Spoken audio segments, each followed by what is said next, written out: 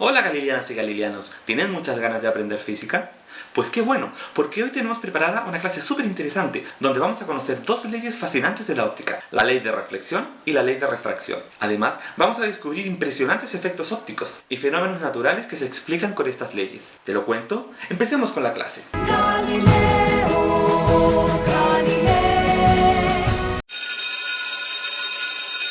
¿Recuerdas que anteriormente aprendimos que las ondas se mueven con una velocidad constante? Bueno, resulta que esto no siempre es así. La velocidad de las perturbaciones que se propagan por un medio depende fuertemente de las propiedades físicas de ese medio. Si las propiedades del material cambian de un lugar a otro, también lo hará la velocidad de las perturbaciones que se propagan por ese medio. Por ejemplo, las ondas en una cuerda dependen de la tensión y la densidad de esta. En particular, dichas ondas viajan más rápido entre más tensa está la cuerda, o viajan más lento si la cuerda es más densa. En particular, la velocidad del sonido en el aire depende de la presión y la densidad del aire, y estas a su vez dependen de la temperatura. La luz tampoco se mueve siempre a la misma velocidad. Por ejemplo, cuando se propaga en el vacío, los fotones viajan libremente alcanzando una máxima velocidad de casi 300.000 km por segundo. Sin embargo, en distintos materiales como el aire, el vidrio o el agua, los fotones interactúan con los átomos que conforman el material, haciendo que se muevan con velocidades diferentes. Estas velocidades dependen de las propiedades ópticas del material, es decir, de cómo los fotones interactúan con los átomos que forman el medio. En particular, una onda experimenta un cambio abrupto de su velocidad cuando atraviesa la superficie que divide dos medios con propiedades físicas diferentes, como cuando la luz pasa del aire al vidrio o del vidrio al agua. Cuando esto ocurre, se produce un fenómeno físico muy interesante. El rayo incidente es dividido en dos rayos, uno que se transmite al segundo medio y otro que se refleja de vuelta en el primer medio. Este comportamiento es universal a todas las ondas, ocurre con la luz, con el sonido y con cualquier tipo de onda en general. Mira, hagamos un experimento. Tomemos dos resortes con propiedades físicas diferentes, llamémoslos resorte A y resorte B, y amarrémoslo en uno de sus extremos. Si producimos una onda en el resorte A, podemos observar que cuando la onda incide sobre el punto de unión entre ambos resortes, una parte de esta onda incidente es transmitida al resorte B y otra parte es reflejada de vuelta al resorte A. Si producimos otra perturbación, pero ahora desde el resorte B, observamos el mismo comportamiento. La energía que porta la onda incidente se divide parcialmente entre la onda transmitida y la onda reflejada. Este doble fenómeno, en donde la energía de la onda incidente es fraccionado en una onda reflejada y una onda transmitida, es lo que se conoce como reflexión y refracción de la luz, respectivamente, y está descrito por la ley de reflexión y refracción, que fueron enunciadas por el astrónomo holandés Willebrord Snell van Rooyen en el año 1621. Antes de enunciar estas dos leyes, es necesario definir algunas cosas. Primero, consideremos una recta imaginaria que es perpendicular a la superficie justo en el punto donde la luz incide. Llamaremos a esta línea la normal. Como puedes ver, el rayo de luz incidente forma un ángulo con la normal, que se denomina como ángulo de incidencia. Luego, este haz de luz es dividido en un rayo transmitido y uno reflejado. El ángulo formado por el rayo reflejado con la normal lo llamaremos ángulo de reflexión, y el ángulo formado por el rayo transmitido con la normal lo llamaremos ángulo de refracción. Ley de reflexión. La ley de reflexión simplemente establece que el ángulo de reflexión es igual al ángulo de incidencia. En otras palabras, rayo incidente y reflejado forman una simetría perfecta con respecto de la normal. La forma en que la luz se refleja sobre una superficie es similar a lo que ocurre cuando una pelotita elástica rebota sobre la pared. Como puedes ver, las trayectorias antes y después del rebote forman exactamente el mismo ángulo con la línea normal.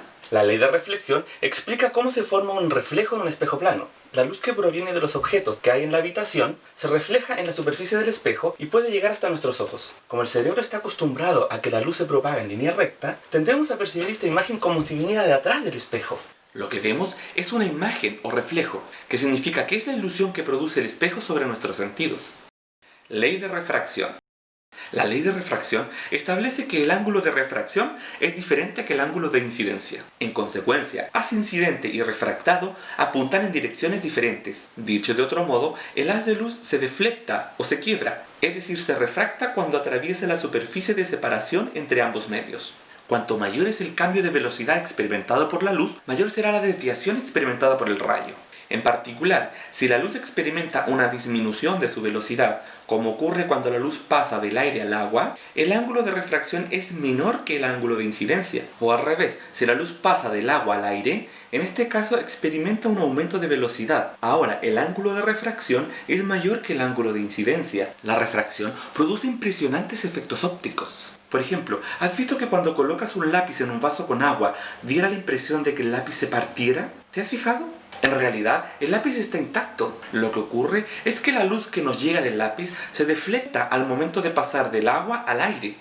Pero nuestro cerebro, acostumbrado a que la luz se propaga en línea recta, la percibe como si el lápiz estuviera en otra posición, y por esta razón lo vemos quebrado.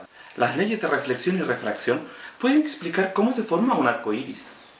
Pero hay un tercer fenómeno involucrado en el proceso, que se conoce como dispersión de la luz, y que ocurre en la mayoría de los materiales. Significa que la velocidad de la luz en el material depende de la frecuencia de los fotones que la componen. Es decir, los rayos de diferentes colores se mueven con velocidades diferentes, y en consecuencia son refractados en direcciones diferentes cuando atraviesan un material como un prisma o un cristal.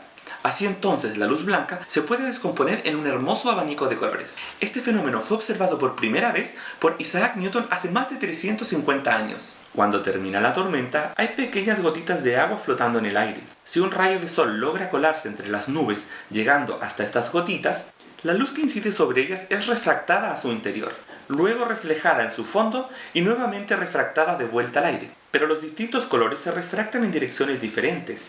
Entonces, la luz reflejada por las distintas gotas de agua llegan hasta nuestros ojos en forma de un hermoso arco iris. Las leyes de reflexión y refracción tienen interesantes aplicaciones tecnológicas mediante el uso de lentes y espejos curvos. Estos dispositivos permiten distorsionar la luz ocasionando impresionantes efectos ópticos. Por ejemplo, un espejo cóncavo es capaz de concentrar los rayos de luz que inciden paralelos a su eje de simetría en un punto focal o foco. Así podemos encender un fósforo usando solo la energía solar concentrada por el espejo.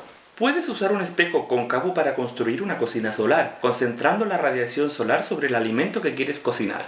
Hoy en día se utilizan este tipo de espejos a escalas impresionantes para explotar la energía solar en plantas de energía solar concentrada. En estas plantas se utilizan espejos para concentrar la luz del sol sobre una torre donde se calientan unas sales, alcanzando altísimas temperaturas. Es una planta termoeléctrica, pero que usa calor 100% limpio del sol en lugar de quemar combustibles fósiles.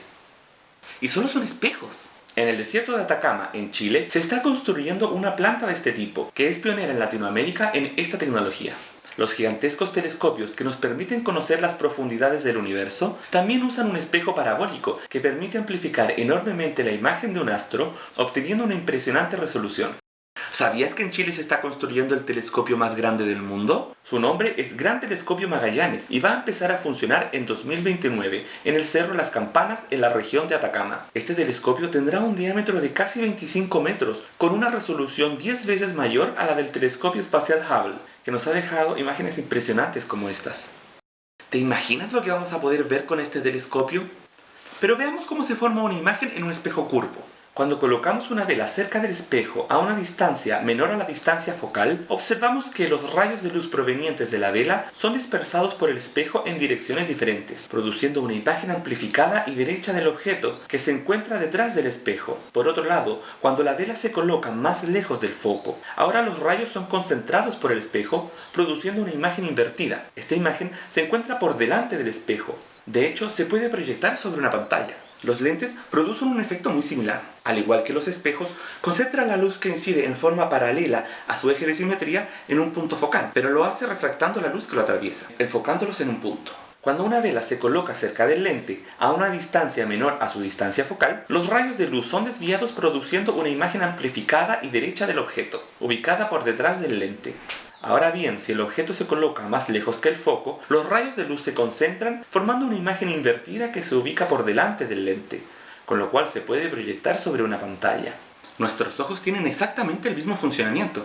De hecho, justo detrás de nuestra pupila se ubica el cristalino, un lente perfecto diseñado por la naturaleza. El cristalino concentra los rayos de luz de los objetos que vemos proyectando una imagen sobre nuestra retina, la cual viaja hacia nuestro cerebro y nos permite ver. Las cámaras fotográficas y de video también utilizan lentes que permiten capturar una imagen en una película fotosensible o en un sensor digital.